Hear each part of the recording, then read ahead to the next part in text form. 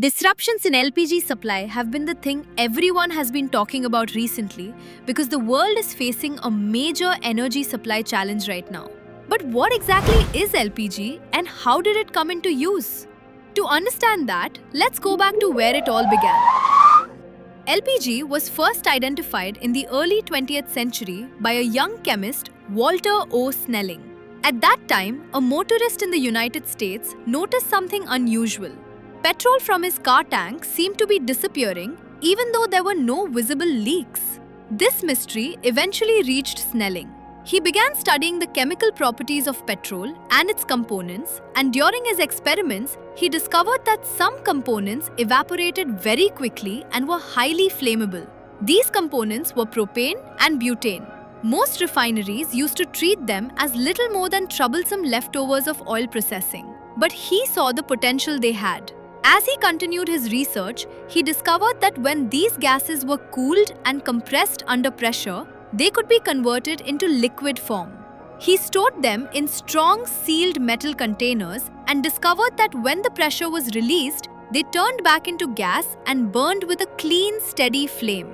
This is what we now call liquefied petroleum gas or LPG.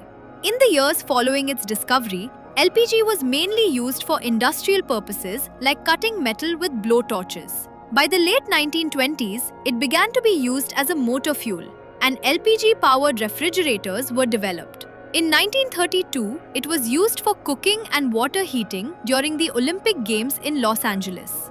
Over time, its applications expanded across multiple sectors. Today, LPG is used in agriculture, hospitality, construction, and even in activities like sailing and fishing. It also serves as an aerosol propellant and a refrigerant, replacing harmful chemicals like chlorofluorocarbons to reduce damage to the ozone layer. This growing range of applications has made LPG a major part of the global energy system.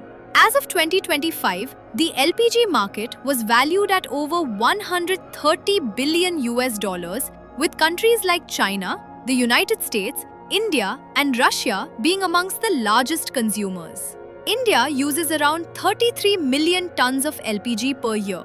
LPG is a non-renewable fuel and is produced in two main ways. First, when natural gas is extracted, propane and butane are separated and stored. Second, LPG is also obtained as a byproduct when crude oil is refined into fuels like petrol and diesel. Because of this, countries with strong crude oil and natural gas industries dominate LPG production.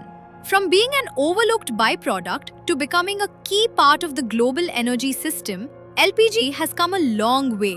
If you're curious to know more about how the LPG disruption is affecting India and what can be done about it, you can watch our other video which covers that here. Share your thoughts with us in the comments below. And don't forget to subscribe to Just Learning for more.